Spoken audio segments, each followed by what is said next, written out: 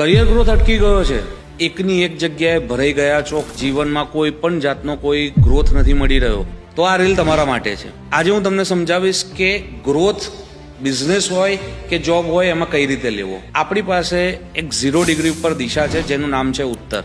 આપણા વડવાઓ કહી ગયા કે ઉત્તરનું દરવાજાવાળું ઘર લેવું કાં તો ઉત્તરમુખી ઘર લેવું. બધાએ સાંભળ્યું હશે. બટ કેમ? ઉત્તરમાં કુબેરનો વાસ છે.